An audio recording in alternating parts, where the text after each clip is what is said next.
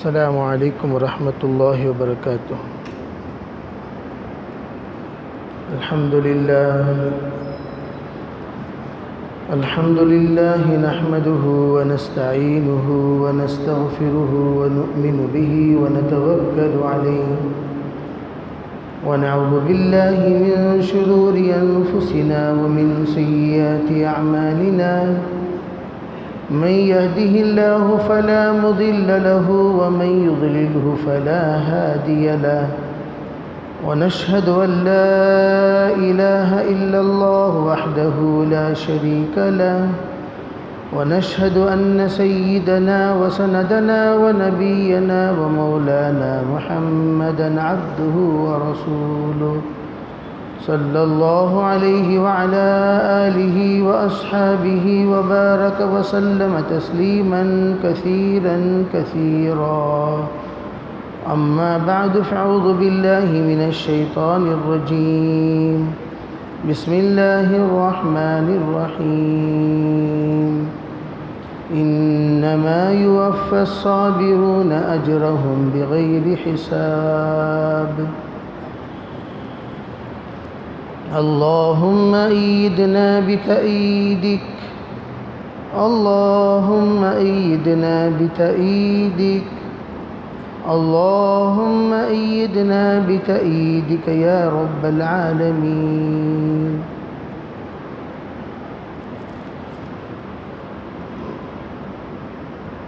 محترم معزز بھائیوں، بزرگوں، عزیز دوستو،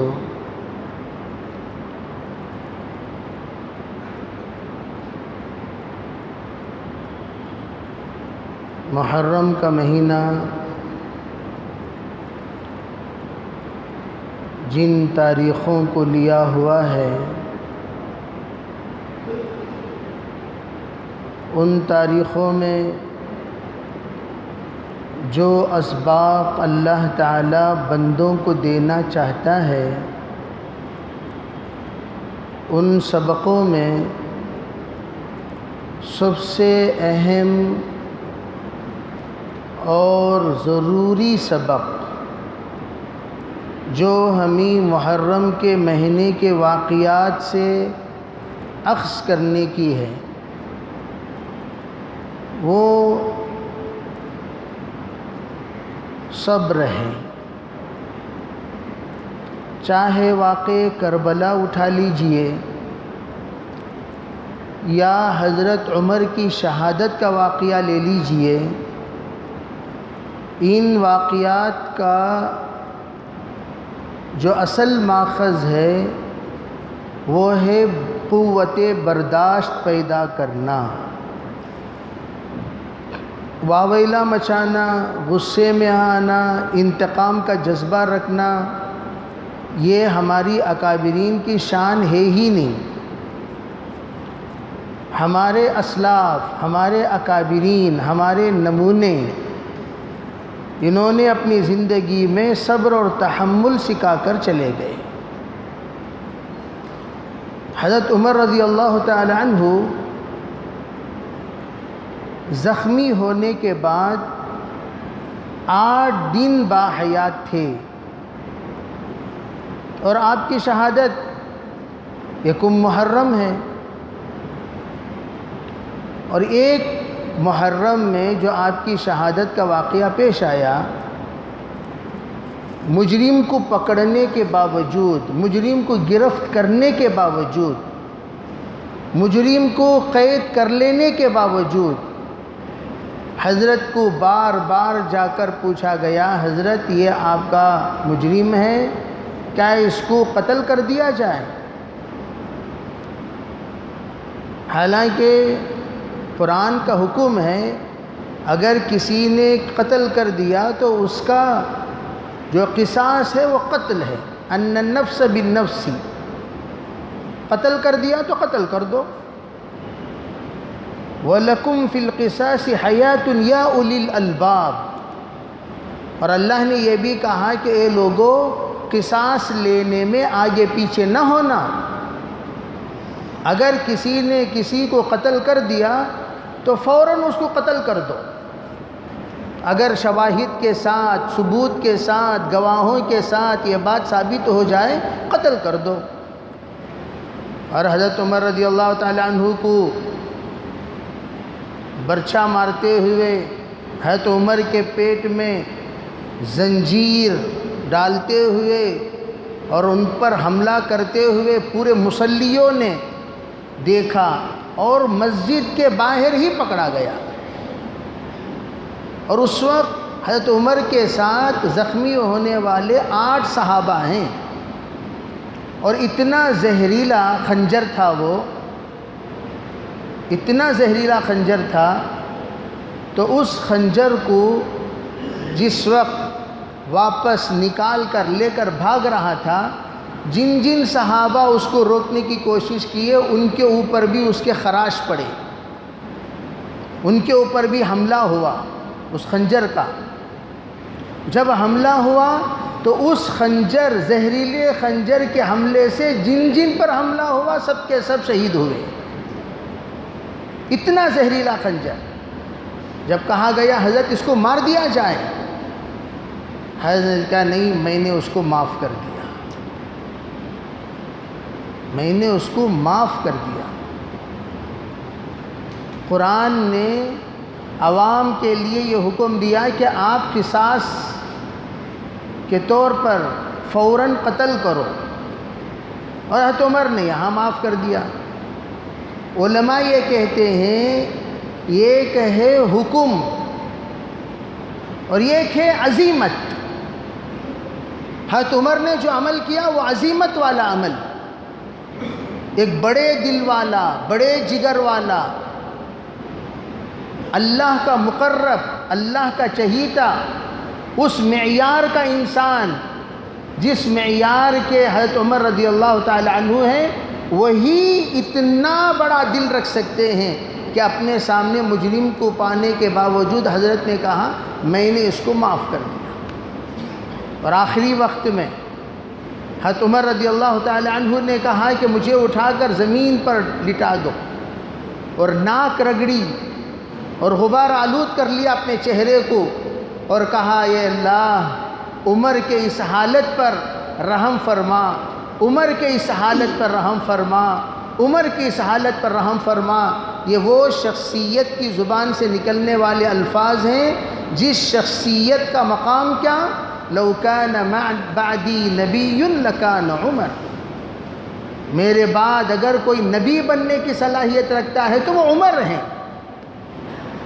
کہا حضور نے فتنے آئیں گے، دروازہ کھٹکھٹائیں گے اور دروازہ نہیں کھلے گا، جب دروازہ نہیں کھلے گا دروازہ توڑ دیا جائے گا۔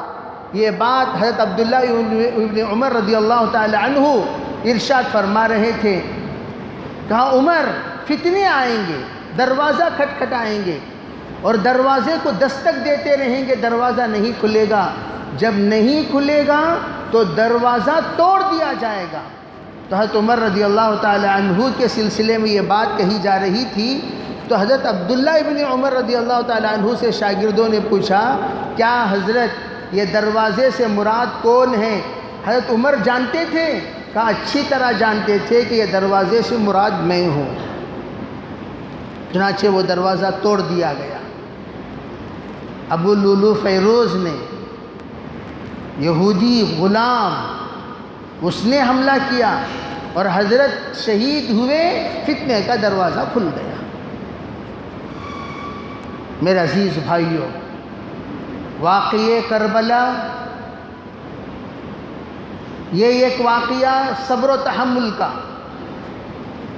حضرت حسین رضی اللہ تعالی عنہ نے مستقل میدان میں اپنے آپ کو ڈال کر، ہر طرح کی تکلیف کو سہ کر، پورے پریوار کو 16 افراد اپنے پریوار کے شہید ہوتے ہوئے دیکھ کر، اس وقت جو اللہ نے قوت برداشت ان کو عطا کی، اس قوت برداشت کے ساتھ جو 2 رکعت نماز انہوں نے اللہ کے سامنے ادا کرنے کے لیے کھڑے ہوئے، جب سجدے میں گئے تو ان کا سر قلم کر دیا گیا۔ یہاں دیکھنے کی بات، حضرت عمر کی شہادت نماز کی حالت میں، حضرت حسین کی شہادت نماز کی حالت میں، اور دونوں حالتوں میں اللہ کے رسول کے خسر اور اللہ کے رسول کے نواسے حضرت علی رضی اللہ تعالی عنہ کے داماد، حضرت علی رضی اللہ تعالی عنہ کے بیٹے حضرت عمر اور حضرت حسین، یہ دونوں رشتے کے اعتبار سے سالے بہنوی بھی ہیں۔ حضرت عمر بہنوی ہیں، اور ام کلثوم جس کا واقعہ حیات الصحابہ میں حضرت شیخ زکریا صاحب رحمۃ اللہ علیہ نے نقل کیا کہ ام کلثوم اپنی بیوی کو لے کر رات کو گشت کرنے کی عادت تھی حضرت عمر کی، اور اپنی بیوی کو لے کر اس مسافر عورت جو درد ذہن سے تڑپ رہی تھی اس کے علاج کے لیے، خدمت کے لیے حضرت عمر نے جس خاتون کو، جس بیوی کو لے کر گئے، وہ بیوی حضرت علی کی بیٹی ہے، ان کا نام ہے ام کلثوم رضی اللہ تعالی عنہا۔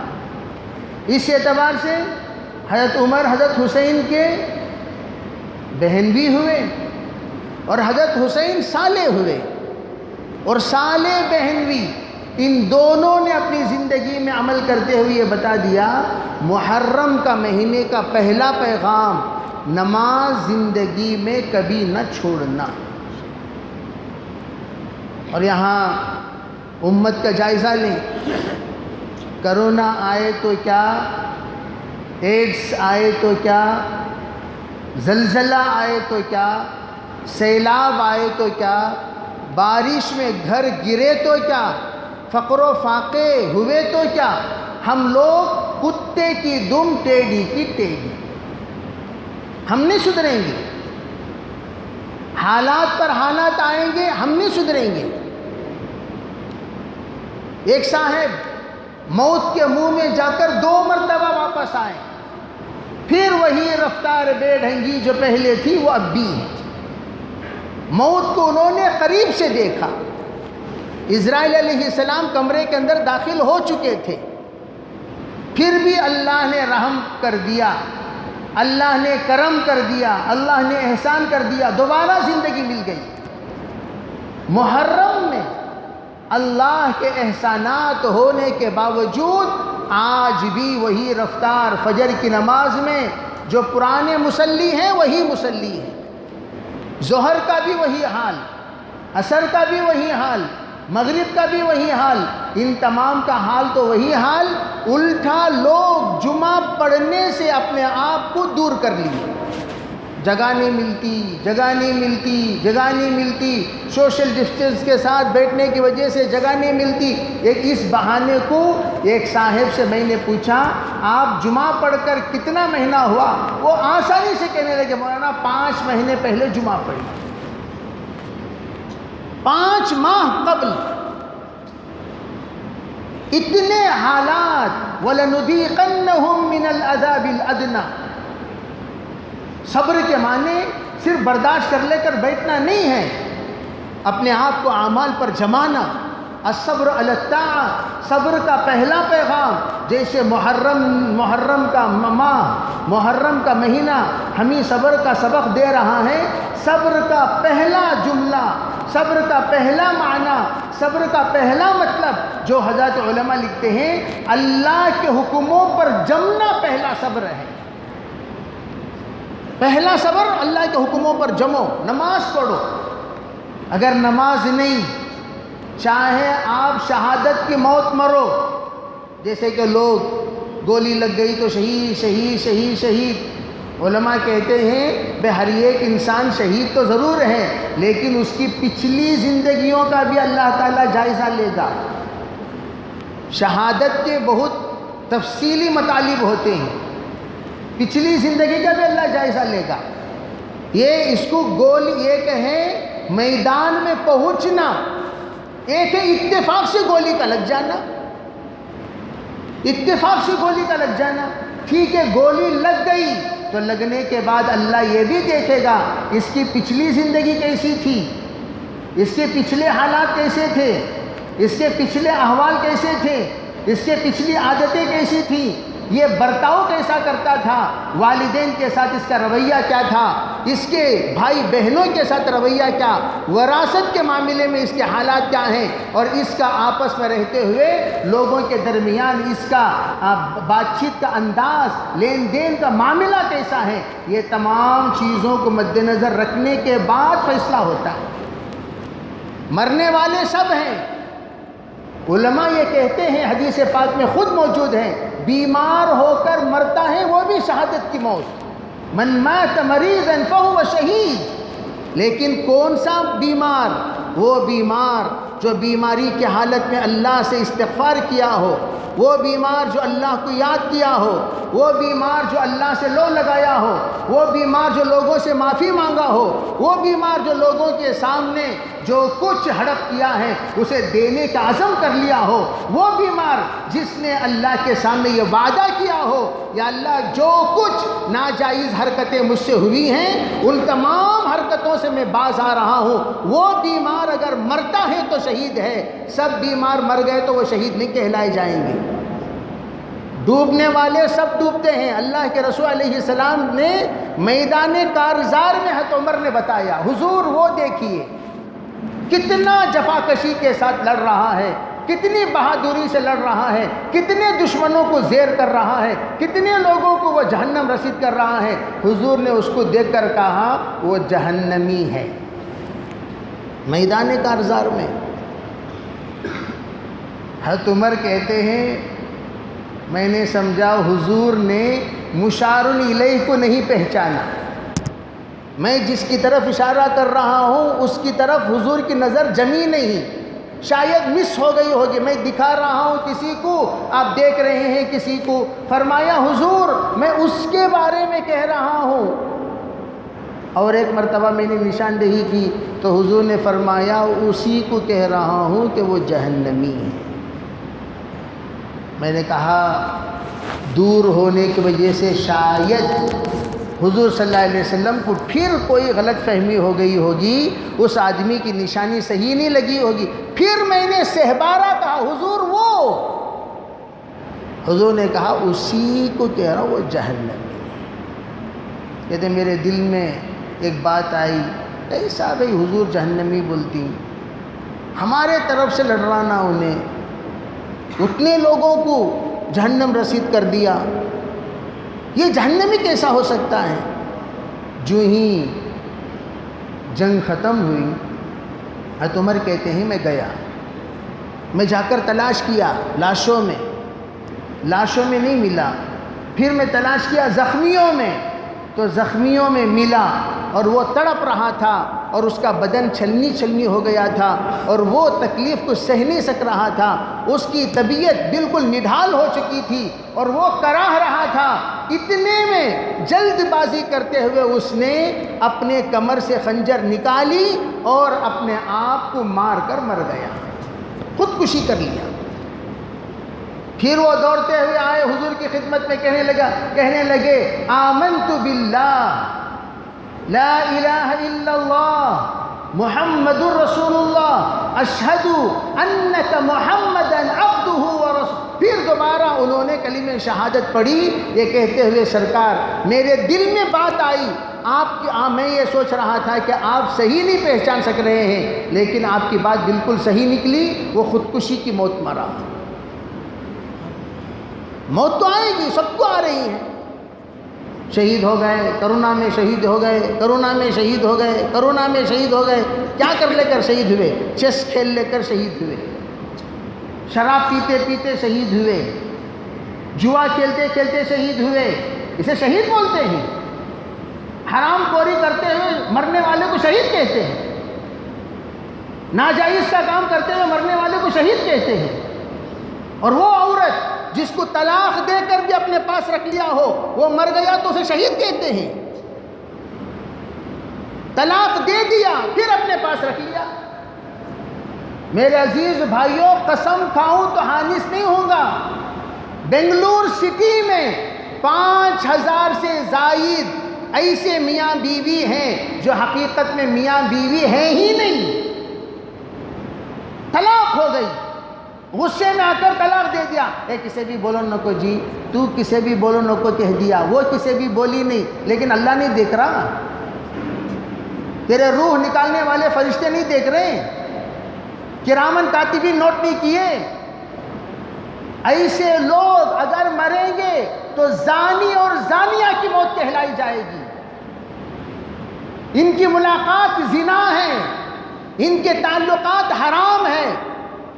اور ایسے لوگ ایسے مولویوں کو جا کر تلاش کرتے ہیں. شریعت میں اور قرآن میں جو حکم بیان کر دیا گیا اس میں کوئی ترمیم نہیں. لوگ ایسے مولویوں کو تلاش کرتے ہیں جو ان کو کیا بھی نہیں بھئی. ایک صاحب ابھی کا قصہ ہے, ایک صاحب کہنے لگے دیکھ ماں, طلاق کر کو بولے گا تو گھر کی دہلیز میں کھڑے ہو کر چاند کو گواہ بنا کر, دن میں رہے تو سورج کو گواہ بنا کر, جب یوں کہے اے سورج میں تجھے گواہ بناتا ہوں, اے چاند میں تجھے گواہ بناتا ہوں, میں نے فلاں کو, میری بیوی کو میں اپنے نکاح کے بندھن سے نکال رہا ہوں, طلاق دے رہا ہوں, اے لوگوں تم گواہ رہنا. جب تک یہ ڈرامہ نہیں ہوتا تب تک طلاق نہیں ہوتی. تمہارا شوہر ویسا بولیا کیا, نہیں ویسا نہیں, گھر میں بیٹھ کو بولے سو پلنگ کے اوپر طلاق کرو کو, ویسا تو کیا بھی نہیں ماں ہو جاتا. یہ حرام خور کو مسئلہ بولنے کی اجازت دیا کون؟ اس کو مسئلہ بولنے کی اجازت دیا کون؟ کیا یہ سب معمولی باتیں ہیں؟ بڑی آسانی کے ساتھ مولانا ہمارے خاندان والے راضی ہیں, مولانا بھئی ہمارے خاندان والے راضی ہیں, بھئی دونوں خاندان راضی تو کیا حرام حلال ہو جائے گا, ناجائز جائز ہو جائے گی. اگر عذابات اتر رہے ہیں تو ہمارے گناہوں کا نتیجہ ہے. محرم کیوں آیا؟ اللہ کے حکموں کا احترام کرنے والے بنو, اس کا پیغام دینے کے لیے آیا. حرم الحرام احل الحلال. حضور نے فرمایا اے مسلمانوں, اللہ کے حلال کردہ کو حلال سمجھو, اللہ کے حرام کردہ کو حرام سمجھو, اسی وقت تم مسلمان کہلائے جاؤ گے. اگر کوئی اللہ کے حرام کردہ کو حلال سمجھے, اللہ کے حلال کردہ کو حرام سمجھے, سب سے بڑا گنہگار. کسی کی اجازت نہیں ہے ترمیم کرنے کی. میرے عزیز بھائیوں, محرم الحرام احترام کا مہینہ ہے, اکرام کا مہینہ ہے. ہر ایک کو پیغام یہ دے رہا ہے, اپنے آپ کو سب سے پہلے صبر اللہ کے حکموں پر جمنے والے بنو. جب تک اللہ کے حکموں پر جمو گے نہیں, اللہ کی مددیں تمہاری طرف متوجہ نہیں ہوگی. تو ادنا درجہ خود نماز پڑھو, بچوں کو نماز پڑھاؤ, بیویوں کو نماز پڑھاؤ, عورتوں کو نماز پڑھاؤ. پھر نماز پڑھو. عصر کا ٹائم ہو گیا, نماز پڑھو. مغرب کا ٹائم ہو گیا, نماز پڑھو. شادی محلوں میں نماز کا ماحول بناؤ. ایسا رہتے ہیں یا منسامی بھی, انہیں عبد الرحمن بھی, دونوں ایک ہی. انہیں بھی تنڈی بیڑی, انہیں بھی تنڈی بیڑی. انہیں بھی شیشی, انہیں بھی شیشی. انہیں تو نماز کا کوئی تصور ہی نہیں, اذان سن کر بھی انسنی کر دیتا ہے. انہیں بھی ویسا ہی.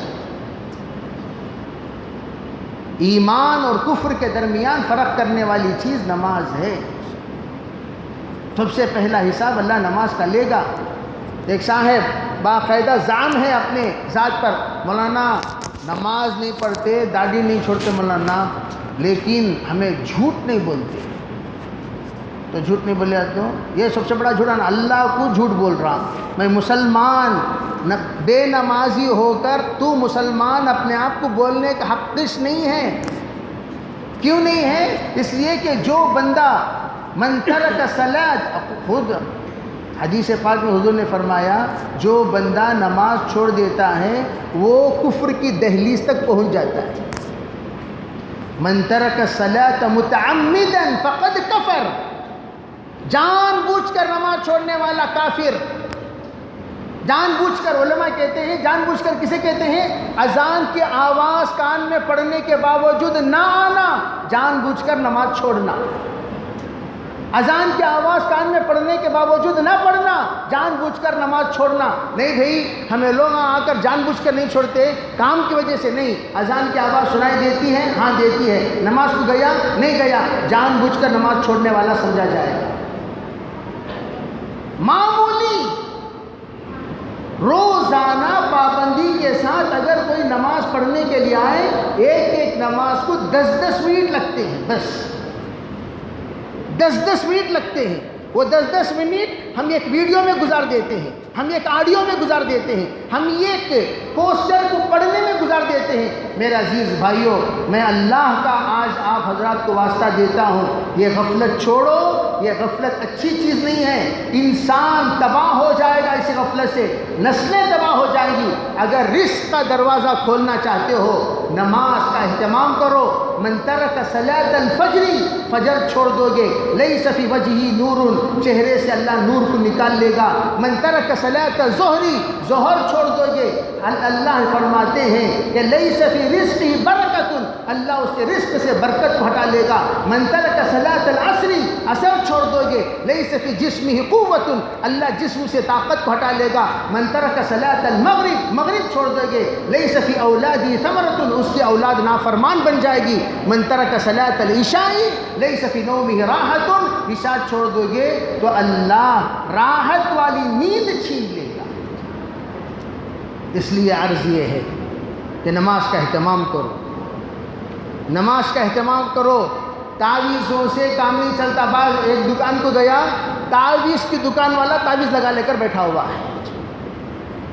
میں نے اسے پوچھا کہ یہ تعویذ کیا برکت کے واسطے، پھر یہ تعویذ آئی کیا؟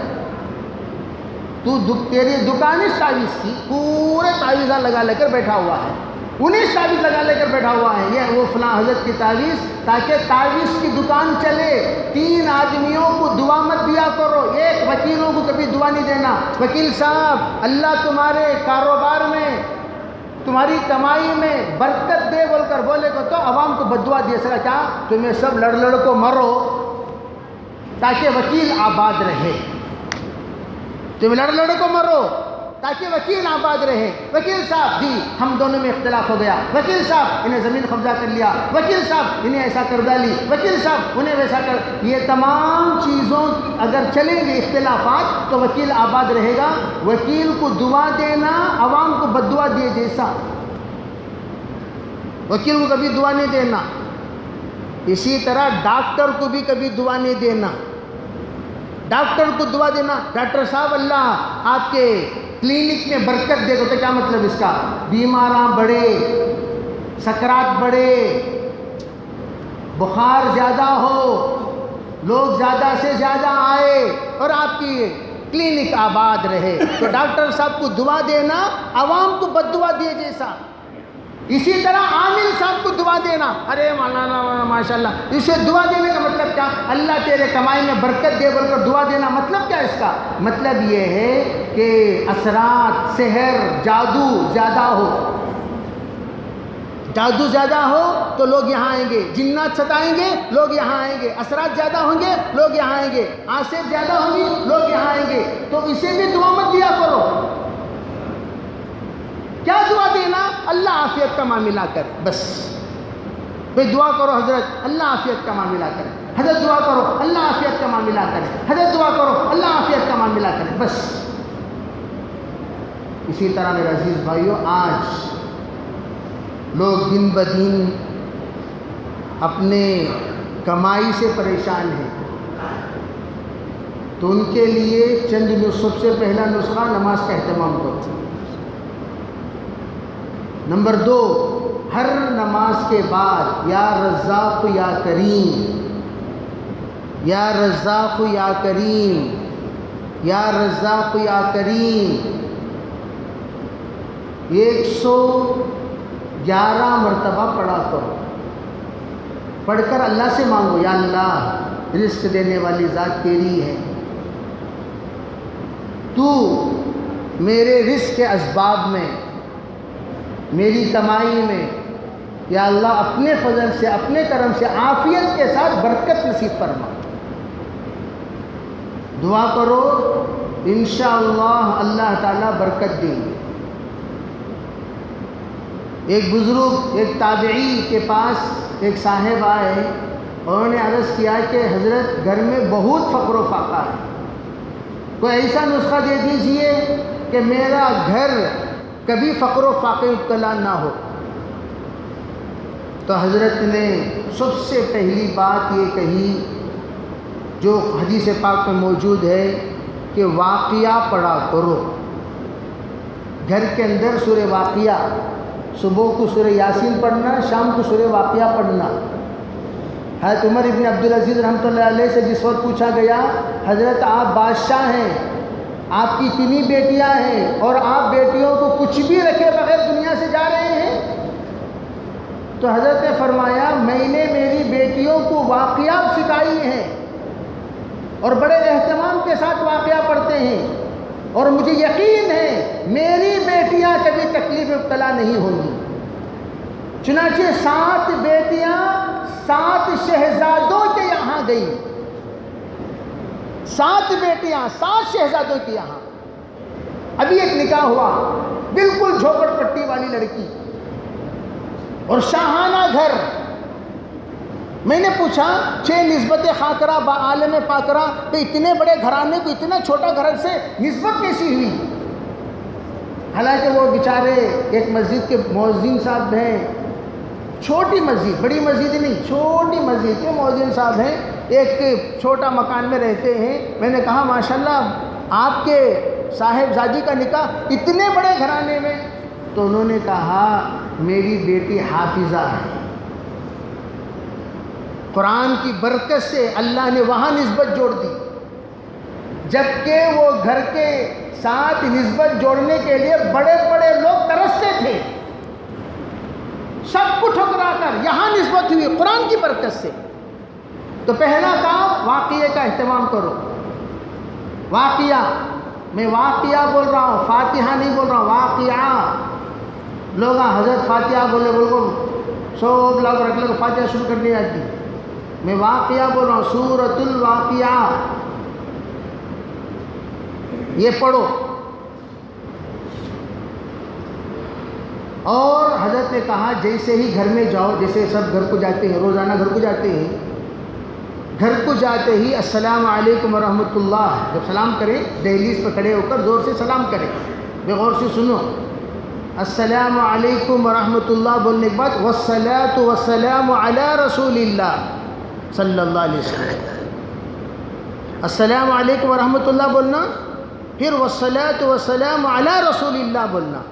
بولنے کے بعد ایک مرتبہ قل هو اللہ احد سورہ پڑھ لیا کرو، اعوذ باللہ من الشیطان الرجیم، بسم اللہ الرحمن الرحیم، قل هو اللہ احد اللہ الصمد لم یلد ولم یولد ولم یکن له کفوا احد۔ تو کہتے ہیں جب سے انہوں نے یہ نسخہ بتایا کہ میں اس دن سے سلام کرنے کے بعد والصلاۃ والسلام علی رسول اللہ پڑھتا ہوں، پھر قل هو اللہ احد پڑھتا ہوں۔ اللہ کا شکر ہے، احسان ہے، کرم ہے، تنگ دستی کے زمانے میں اللہ اتنا دیے اتنا دیے اتنا دیے، ہمارے گھر سے کئی گھرانے چلتے تھے۔ سب کریں گے بھی انشاءاللہ، اس لیے اس کا اہتمام کریں۔ اللہ تعالیٰ عمل کی توفیق عطا فرمائے۔